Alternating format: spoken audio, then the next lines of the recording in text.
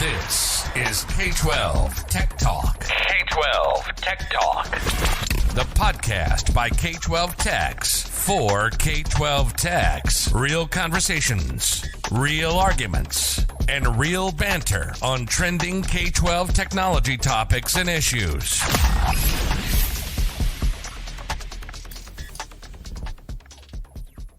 Live from the somethingcool.com studios, this is the K-12 Tech Talk Podcast, episode 121.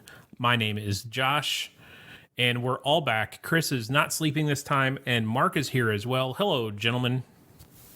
Hello. Summertime.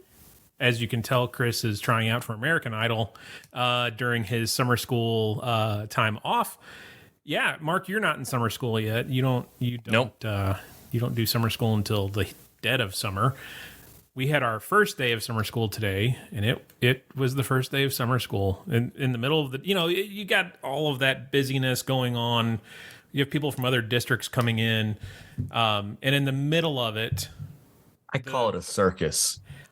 I wasn't going to say circus, but it is a well-orchestrated circus. In the middle of it all, we get a phone call from our transportation director that internet service and phones at the bus garage went down. So, buses are always crazy on day one of school and day one of summer school. And yeah, let's take their phones and internet out. So thankfully they were only down a couple hours. So yeah, our summer school kicked off with a bang today, day 2 tomorrow. And we'll see. Chris, how far in are you? We're I think this is week 2. Really? Yeah. What, you started? Maybe it was week 1. You started summer school before Memorial Day? Okay, no, it's week 1. Feels like week 2. I guess Monday was the first day. Yeah, so it is summer school, but you have a rather big project taking place, and it's with one of our sponsors, just coincidentally. You've got a big network redo coming with Extreme Networks, right? Yeah, next week, Extreme Networks, you can email Dominic Mayer at extremenetworks.com. But I have a bunch of switches coming in. We're doing a bunch of MDF work at each of our buildings. Got a bunch of 5520s, 5420s coming in, redoing a bunch of stuff. I mentioned previously our network administrator is retiring.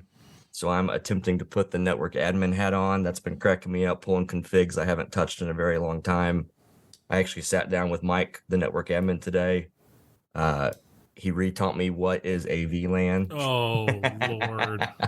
And, how to manage the network. I said, Mike, you just tell me. Let's pretend I don't know. And then you Yes. just tell me. Yes, let's pretend. You invest into me. Just, let it fall. But anyways, Extreme switches, we're going with Extreme, getting those this next week. We have scheduled downtime for during summer school. During the day? During the day. We're just going all in. Wow. Basically, we've scheduled that over the course of 3 days. The buildings are prepared for impact. How did the teachers take that? I don't know that the teachers know. Really? I don't see that as my responsibility to tell the teachers. I told the administrators. Oh, you're fitting into that role real well now, Chris. I told the principals. I told administration. I told them to expect extended amounts of downtime. And I gave a timeline. And then you did it in writing so that when a teacher says, I didn't know the internet was down, you can say, I told your principal on this day. Boy, Chris, you are really settling into that network admin role. Chris, beautifully. I've always had it. Did Mark give you that training, Chris? Like, is that out of the Mark playbook, or whose playbook that sounds like it came out of? Although he would not have emailed anyone, would be our friend Pate. It wouldn't do that. Pate, that's like out of the Pate playbook right there. It should be fine, and it will be fine because I have confidence in the extreme networking that we're getting. It'll be fine. So let's unpack Chris Illingworth. Did you get that there? Let's unpack a little bit of this process of your network admin leaving and him training you to take over for him. Are you keeping him on retainer for any sort of time after, like, you make a config change, hit save, and things go down? Are you going to be able to call him in and pay him an hourly rate to come in and help? Retainer I wouldn't use that word, but I know that if we were in a pinch, I'm going to be able to call on him and we work out some kind of contracted thing. He's not going to come back for any, you'll hear of a lot of techs retiring or teachers even that get to come back in Missouri for like 550 hours is the general vibe. Yep. We're not doing that with him.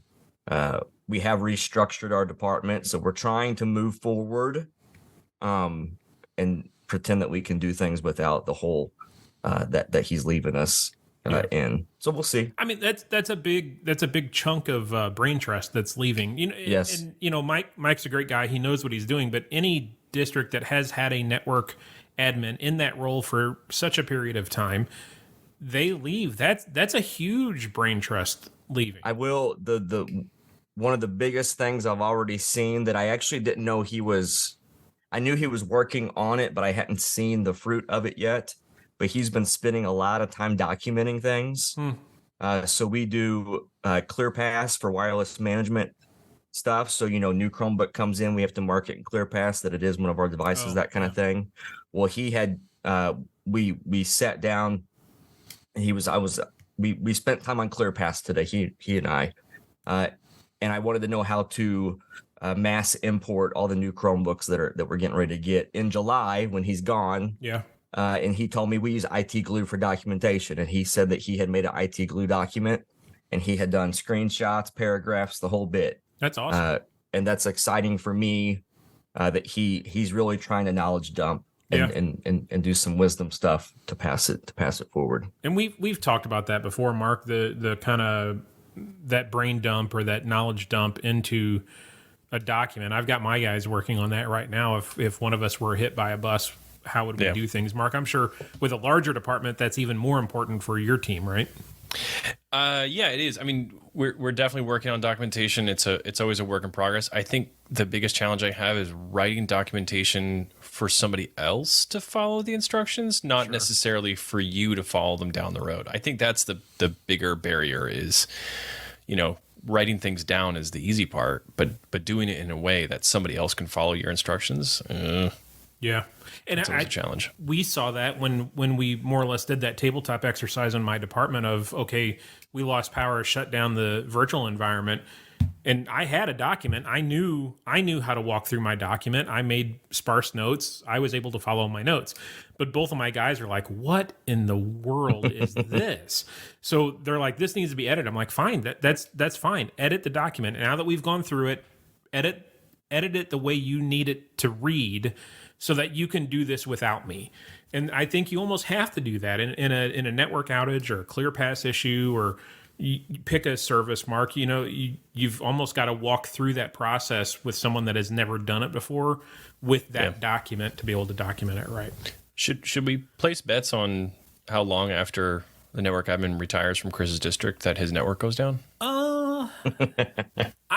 So he's having professionals come in and do this. Yeah. It'll be fine for probably 3 months.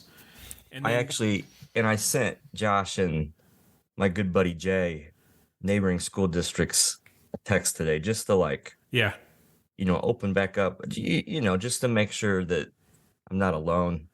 It's your parachute. Mike just trained me on network admin stuff before he retires. I need my friends now more than ever. I love you both. This is what you send the neighboring districts? That's what he sent me and Jay, yeah. Because we're both extreme customers, and he's working that connection. Mark, did he apologize for something he said or did like 2 years ago? No, but I will. No, I will. But he did come and meet me today and give me something today. So he's making those connections and those amends. Yeah, it's amazing. Yeah, I'll be seeing more of Chris, I have a feeling. Right. So one thing, Mark, let's talk about the K-12 subreddit topic that you found, I guess today, that there were some comments in it that I think are varying viewpoints than I think some of us would take, and maybe we would take the same viewpoint. I don't know, but I think it's an important one to unpack. It's out in Reddit. It was the MFA for students topic of discussion out there in Reddit and K-12 sysadmin. Mark, do you want to take that? Yeah, I'm quickly trying to scroll through and get to it here. But on the K-12 sysadmin, there was a thread, a pretty popular thread recently about Student MFA and some different conversations about how to do it. And there were a lot of different opinions, and there were some opinions there around like, oh, it's a waste of time. What's the value in getting a student account? And then some people actively trying to find solutions. There are a couple of products out there that do MFA specifically geared for students, which is a very, very important factor. You know, they're looking at things like ClassLink that have a photo selection for your second step. So it was an interesting thread and a lot of very different opinions from folks out there about students and MFA. Yeah, and I think this is likely going to be a trend that you're going to be seeing for a while. In the next 18 months, 2 years, you're going to see a trend of more products coming out that are going to be catering to this solution, because I think you're going to start, like it or not, you're going to start seeing this as more of a requirement. And we can argue that fact of whether or not it's the right thing to do, or should we be doing it? Is it the correct barrier? But I think for districts that are a little bit more open and their students can receive outside emails, I think, especially at the high school level, that discussion around multi-factor authentication becomes more important, because if you're opening it up for them to receive outside messages, they are a target, plain and simple. They're as much of a target as your employees are targets. So I think that's an interesting discussion.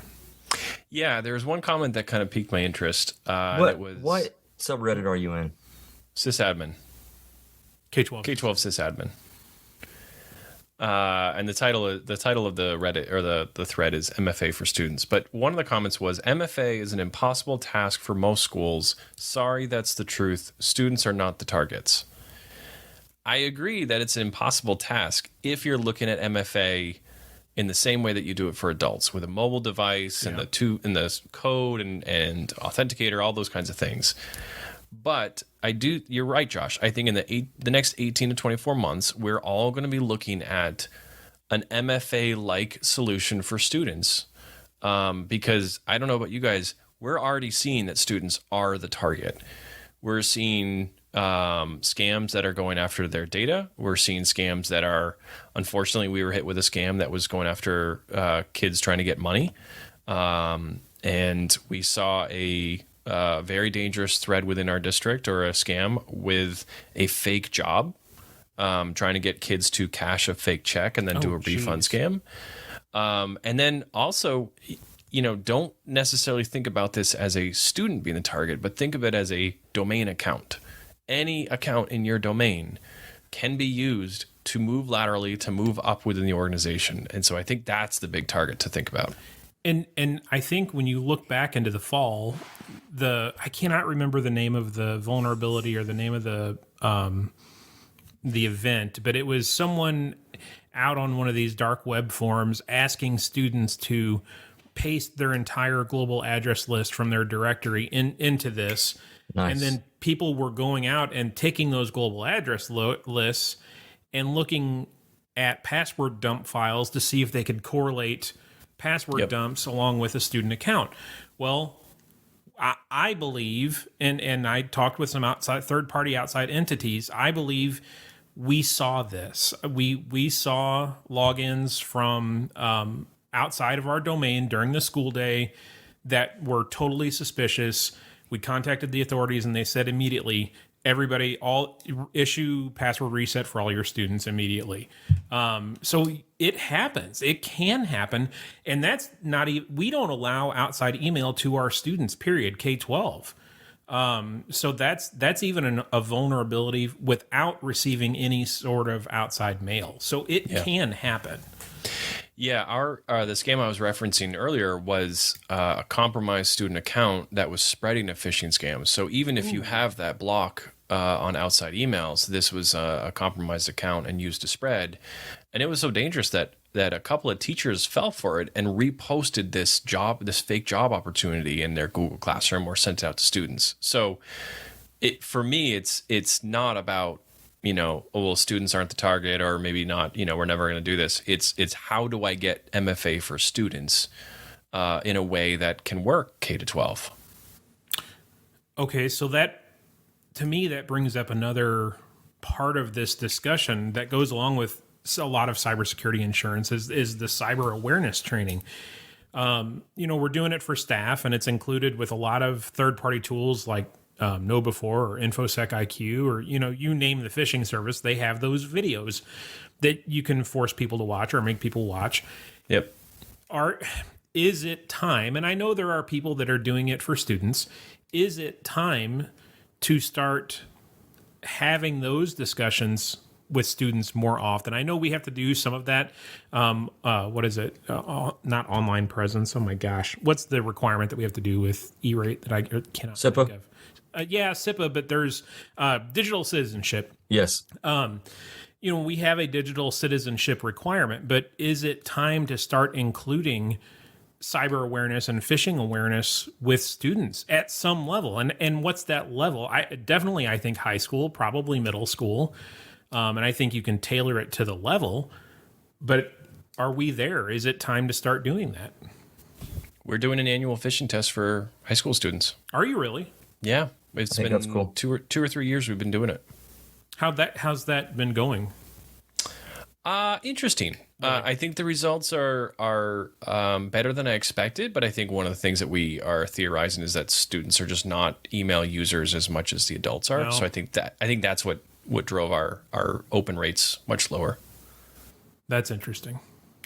We do have I've always prided myself or my school district on what I'm about to say. We have a technology scope and sequence, and it goes kindergarten through 8th grade, where we're trying to get technology skills introduced so that they're ready for high school with tech skills. But we have cybersecurity things sprinkled in there. At the elementary level, it talks about not sharing your username or your password. Middle school, we start talking about social media things, clicking on things that you don't know that you should click on them, that kind of thing. But the reality too of that is what that really means is basically 2-3 times a year, students at middle school, high school, they get tech lessons that we incorporate into like their homeroom kind of thing. And elementary has like one time of the year where we introduce that stuff. So it's not like it's a constant training thing, but we do sprinkle that out throughout the school year. So cool. Yeah, interesting. We don't really have homeroom, but we have like an advisory hour at both of our middle school and high school. And I think it would be, we could easily, because we're a subscriber of InfoSec, and they do student phishing for free, or part of our package that we can fish our students for free. But I think the discussion could easily be around once a quarter in that advisory hour, we pick one of these videos, one of these fun videos that InfoSec's generated, and the teacher plays them for the students. Now, whether or not they actually pay attention and consume the content, that's a different story. I think it would be harder for my district to fish our students in a meaningful way, because we do block outside mail for everyone. Like if a fish came in, if I whitelisted some domains for students and allowed a fish to come in, it would be very, very obvious to the student that this was a fish. Yeah, it's going to stick out like a sore thumb. Yeah, because they've never received outside mail from anyone besides Google or their teachers in their life cycle at my district. So. I've had that some with our faculty staff. Google does a pretty good job of identifying spam and phishing things.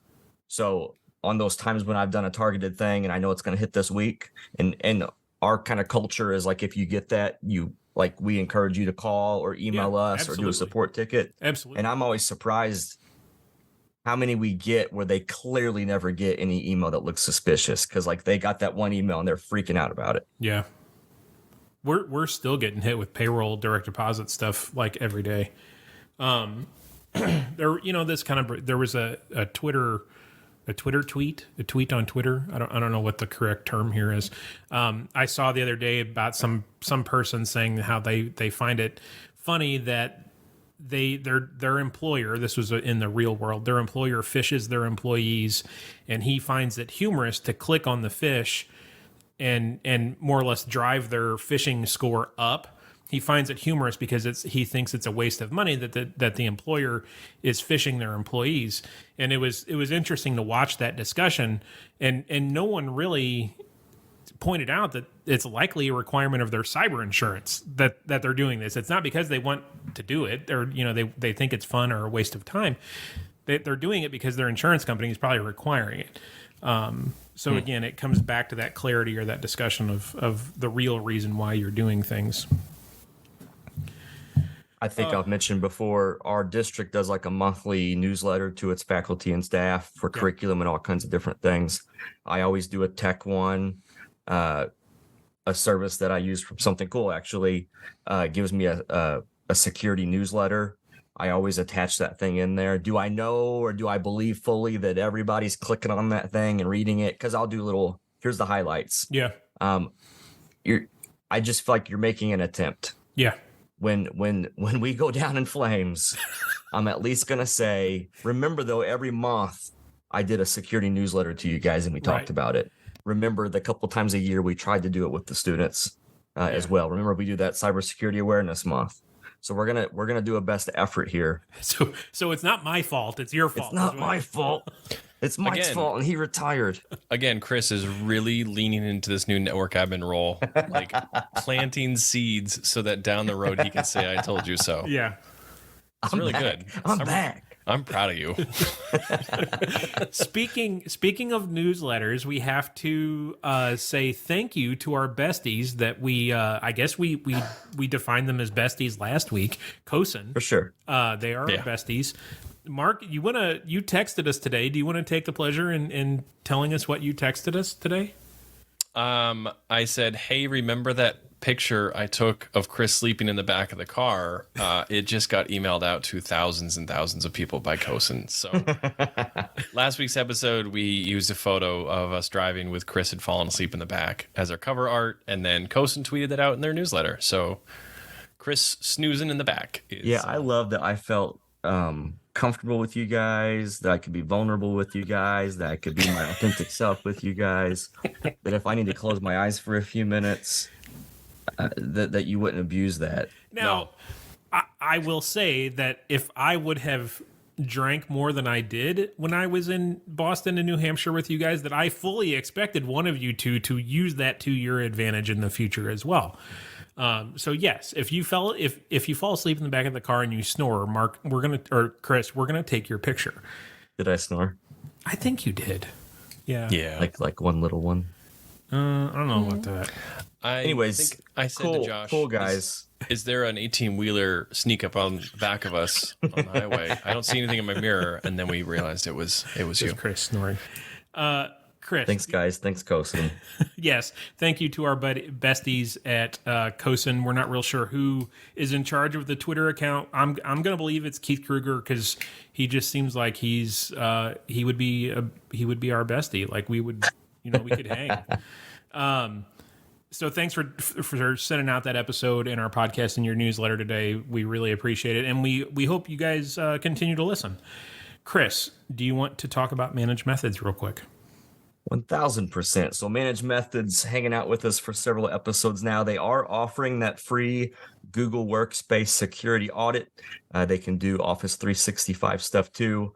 If you need information on pricing or the whole bit beyond just the free stuff, or to get the free stuff, you can email sales@managedmethods.com. But we will put a link in the podcast description on what you can click on to get that free audit going for you, because they can help keep your school district secure. So that's a good segue leading into some Google settings that are about to change for all school districts. So I don't know if you guys, you both got the email about the Google third-party change, right? Yes, and I learned about it on K-12 Tech Pro.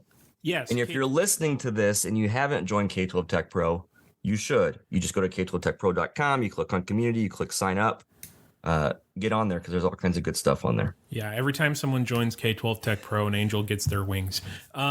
True. So I guess it was about a month ago, wasn't it? It was right after New Hampshire, right after the New Hampshire clinic, I think. Something like that. Google sent out this email more or less warning us that the SSO with third-party apps is going to change. And originally it was July 30th or July 31st that this setting was going to change, but now it looks like they've kicked it back to October 23rd. And we will link this Google support article in the show notes. So how do you explain this, Mark? What's the best way to explain this? I don't know why you keep asking Mark for his opinion Chris, first. That's starting to tick me off. Chris, but okay. Why do you think they changed it from July to October? I think there was an outcry. Okay. Yeah. Mark, what do you think? I think there was an outcry. I think Josh is right. Chris, how would summer's either the best or the worst time to make changes. It's probably why. And I was on board with this changing in July, honestly, because you rip that Band-Aid off when nobody's here. When they come back, it's that way. Now, unless you go out and you make this change ahead of time, you're going to start the year with everything functioning the way it has been. And then on October 23rd, you're going to rip the Band-Aid off, and that's what, into the first quarter, into the second quarter. That's a bad time to change things, I think. But you're going to stick with the July 31st date, Josh. I kind of think so. I'm gonna spend a couple weeks thinking about it while I'm on planes and cruise ships and stuff.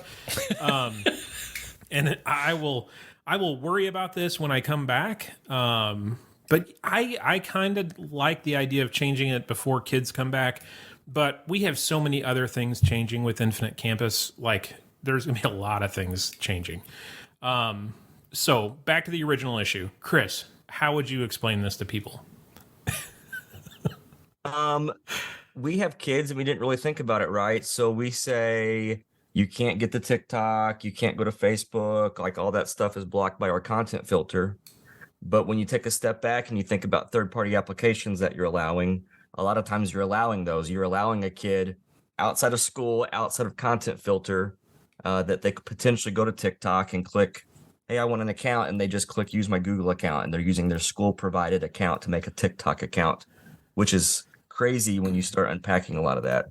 So when you look at your list, if you get in the Google Admin Console, you probably have a ton of third-party applications that faculty, staff, kids are using. And Chris, how do you find that? That's a great question. I'll dig into my Google Admin. You're going to defer to Mark? Defer to Mark. Off the top of my head, I don't know. However, Keep talking, I'll find it. You can get the list. You can download that list. So we've downloaded the spreadsheet of all the lists, and it also lists the number of users who have logged into that service. And if you wanted to dig into one, you can also look at who the individual users are that have logged into it. So at least in my district, we've been on Google for 10 years, and so we have 10,370 apps that have been accessed using our accounts that we have to moderate now. I'm trying to find it. This is so dumb. We can post instructions into the show notes. But yes, there is a report. And the funny thing was we kind of stumbled on this about a month before this story came out or before Google announced this change. And we were shocked at the number of applications that people had created SSO accounts with or sign-on accounts with, including TikTok, including certain, let's say, transactional websites. Just leave it at that. That content is sold on. We were kind of surprised. We had to make some phone calls and say, hey, there are some conversations to be had because we're disabling this, but we think it's worth having a conversation with this person, either be student or faculty. So the gist of this is Google is going into this SSO process, and they're saying, when someone SSOs, there are two or three states that a website can be in. It can be unconfigured, which is the default. If somebody goes to a site, first time, district doesn't know about it, and they try to hit sign in with Google, if it is unconfigured, they will get a pop-up notice if they're under 18. Because remember, we all had to go in and we had to say what OUs contain students or contained user accounts. that were under the age of 18. This was probably a year and a half ago, and that had to do with YouTube. So they're leveraging that age setting, and they're saying anyone under the age of 18, if they try to SSO or sign in with Google on an unconfigured third-party app, they will get a block page that says contact your district administrator. Hunky-dory, right? Well, until you have a classroom teacher that goes out and is searching for new applications and runs across a cool one and doesn't call IT or doesn't have it vetted or doesn't get a DPA signed ahead of time and tries to use it in class. So there are concerns here. There will be hiccups here. It is under security. There we go. API controls. Okay. App access controls. And then click on third party. No, I don't see security. Then what? API controls. No. No, he's right. Access and data control, and then API controls. Yes. Yeah, you weren't giving us the real step there, Chris. So, yes. And then, yeah, the big box there on that screen, app access control, and then manage third-party app access. You're going to see a large number. Yeah. We have 136 configured apps and 1,141 accessed apps, which I'm assuming... Ooh. All right, so I got a question for you. You get this list of apps, and you're going through, and you see a lot of things you recognize. You see a lot of things you don't recognize. TikTok. What do you do? So one of the conversations that came up with our district is Uber or Lyft. So obviously, probably not being used for school, although students might be using it to get to school. Or there might be an app like the Burger King or the McDonald's app, right? That students have used to log in with their district provided account. What do you do when you turn that off on July 31st or October 31st, and someone says, "I need to get back into the account. I have money in that account, or I have my credit card assigned in that account." What are you going to do? That's a tough one, Mark. Why do you have to ask the tough questions? Sorry about that. I would say, can you call me, please? Because I don't want to put it into email. And then I would negotiate a cut. Like milkshake. You order me Uber Eats for lunch, and I'll let you keep it. No, money getting involved is a hard conversation. Yeah. Yeah. Or I have a TikTok account. I have videos in there that I want deleted under that profile. Yep. Oof is right. Really, though, could you contact TikTok as the district and say, this account belongs to the district? It was established by someone under the age of 18. You need to delete that account. One, would TikTok pay attention to that request? But could the district have a standing or have a process to do that? I don't know. That's what sucks about this, though, too. It sucks that Google had this thing full send. We are years into Google. Oh, yeah. And now, like, even the fact that we couldn't easily find this setting, like, is a little bit telling of the problem. Well, this is a buried problem that we've not really thought through before. Yeah. And again, we're in the thousands. We're small school districts in the thousands, large school. I mean, there's going to be thousands and thousands of third-party apps that have been accessed. Mark, what's your accessed apps? Did you say 10,000? 10,300. I'm Sweet. 1,100. Chris, what are you? Towards 1,100. Okay. We've got everything in here. Like, we've got legit stuff. SmartPass, EdSite, typing.com, stuff like that. But we also have very, very, very, very non-legit things in here. I think you're going to decide what your culture is. If you're sticking to the script, what's our policy say? Our policy is going to say educational value. Yeah. So, we allowed just the same as, pornography. We block pornography. If you happen to access pornography, well, that's against policy. Even though you had access, it's against policy. I guess if you're sticking by the script, McDonald's, see ya. Yeah. Money be gone. I'd recommend, as you're starting to plan this out, set up your override process. Yeah. Because somebody is going to come with a really difficult situation, and they may need to get in. Let's say it's TikTok. They need to get into TikTok to delete those accounts or delete their account or those videos, and then they're done, right? So you're going to need a way for some people to override and get into that app. And so I would plan for it so that you don't have to get so upset or try to figure out a workaround after it. No, I think you're right. And what's very interesting to me on this screen, this app access control screen, when you do the view list of accessed apps, it will tell you the requested services. Like most of this stuff is just Google sign in, right? Not horrible, but it's a process. They've got the email address now. But some of these, like poster my wall, I'm not real sure what that is, but it requested rights to Drive and Google sign in. It's just interesting the things in here. You know, our yearbook companies requested Drive rights with this Soundtrap. Yeah, it's you are going to be, and what's really cool is it tells you the number of users that have accessed it. So and you can pull that app ID and run a report to see what users are actually using it too. Yeah. It's Samsung email. I have 22 users hitting Samsung email with their Google SSO account. Like, why? I have 12 users using Chatterbait. Oh, Mark, we're going there, huh? We had 2 users on OnlyFans. How's that? Staff or students? Not answering that question. It's for other things, though.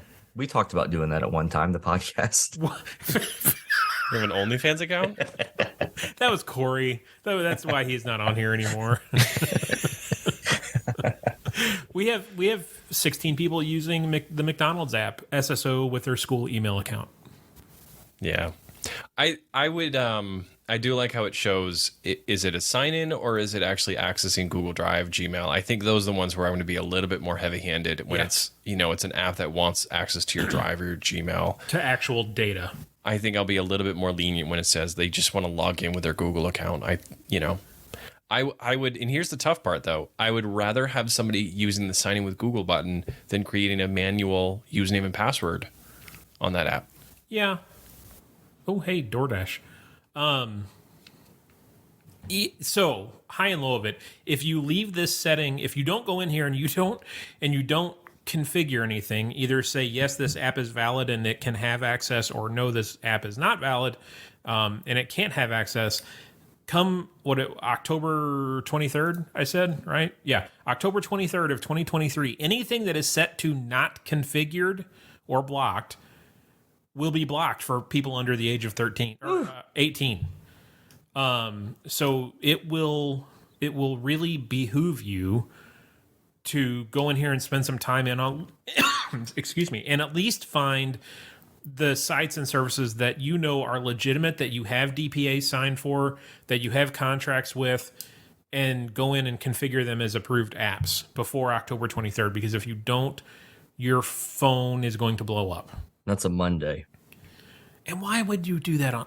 Like, yeah. Well, okay, that's Google's last date. You should not be waiting for Google's last date to do this. No, but there will be people. I mean, there's people that haven't seen this. There's districts. I'm thinking the crazy small districts in Missouri that they don't really have an IT staff.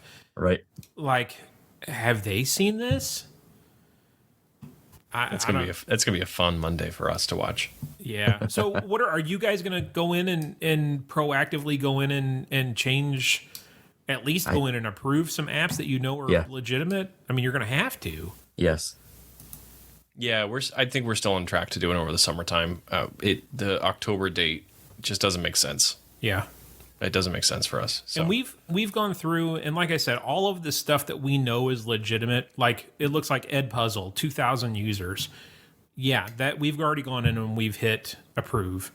The really nice thing that my guys figured out on this, you can download the list, and you can make your changes. You can say approved, not approved, whatever, and then bulk update. You can re-upload that list, and it will change them all at once rather than going in and clicking and manually doing each one of 1,100 or like 10,000 if you're Mark.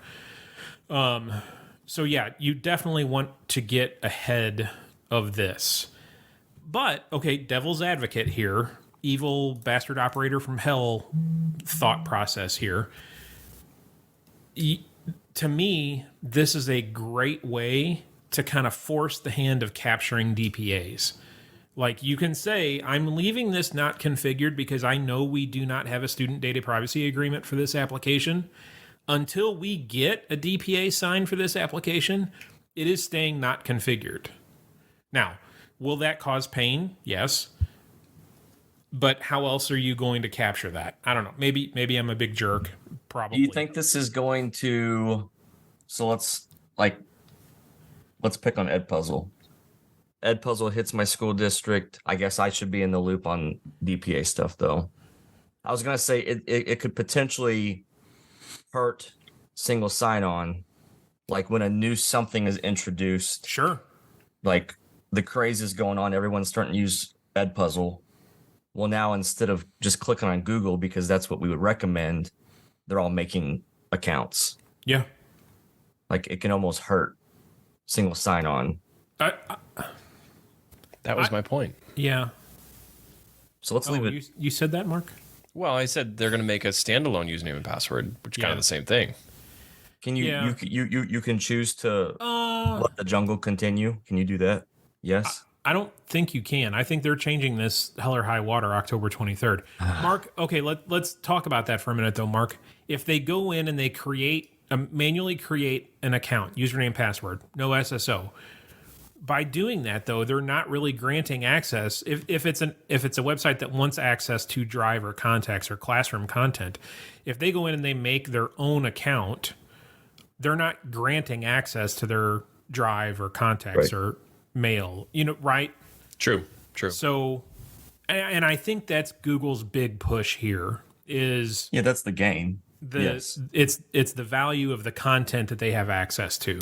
I mean, maybe I'm thinking about that wrong, but... I think, no, they're picking security over convenience. And I think that's... Okay, getting back to how we started the show with MFA for students... You have to find that middle ground, security over usability. But in this case, somebody on my team posted a big sign on the network door that says "security Mark over rides convenience." No, I think someone's listening. Huh? Like right now? No, like last week. Came in. There's a big old sign posted. It says "security over convenience." Huh? So. Yeah, like a Ted Lasso style sign, Oh, handwritten, blue marker, yellow paper. Nice. I've never watched that show. You really... Hang on. We'll unpack that in a minute. I just said it. So, yeah, if you are not... One caveat about this Google support article that we will link in the show notes that talks about this, they reference this wizard that will... show you how to do this in admin console. We have yet to find that wizard. It has not been turned on yet. So when we do the show notes, we will give detailed steps on where you can find this report because apparently this wizard is yet to come, and maybe that's why they pushed it off. I don't know. Quickly, Chris, why don't you talk about Fortinet? Fortinet, a proud sponsor of the K-12 Tech Talk podcast. Okay. You can email FortinetPodcast@Fortinet.com. Talk to our good friend Chris Illingworth over at Fortinet. Fortinet is also going to be at the Midwest Tech Talk Conference coming up in July. Check out MidwestTechTalk.com. Register for that. You can be in the Midwest, you can be in Missouri, but you can be beyond as well. We want to hang out with you. Mark is coming to do the keynote. Mark, what's your keynote topic? Any idea? No. How to make a podcast? I have no idea. When am I doing? When is this? Awesome. Sometime in July. Got it. Mark's excited to come to Missouri and see, oh my God. Not groundhogs. Pate. Well, Pate's not. Armadillos. Pate's going to be in Chicago. Armadillos. Thank you. What? He's taking his daughter to the Cardinals-Cubs game in Chicago. Unbelievable, Pate. So work that into your keynote about he heard you were coming and he left, and the screenshot that you were going to show, still show that, because that'll still work. Don't spoil things. I didn't spoil anything. So yeah, Chris has not watched Ted Lasso. I have not. Ted Lasso is great. Final episode was this week. Mark, did you ever watch the final episode? I'm not. I'm behind. Oh, you are? How far behind? A season. Oh, Mark, come on. I'm sorry. I can't say the season was great. The last couple episodes were good. The final episode was really good. We At least I've watched it. Chris, who is a walking, talking Ted Lasso, doesn't even know what it is. And I don't know if that's an insult or a compliment. No, it's not an insult. It's a compliment. No, it is a compliment. Thank you. Yeah, Ted Lasso's great. You could go as Ted Lasso for Halloween without much effort. I've seen you in a jacket that is very similar to the puffer jacket that Ted Lasso wears. You shave your goatee and only have a mustache. You could be a dead ringer. I just asked my wife about what's that thing called, when you do the stash, but it like goes. Oh, like a Salvador Dali kind of mustache? Yeah, I want that. Well, she told me I can't.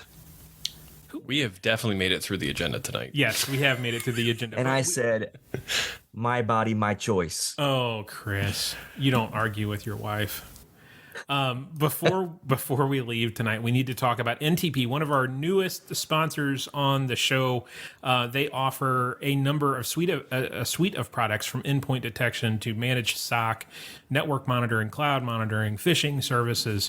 One of the things that NTP does do, and they do very, very well, is their Protect line of product.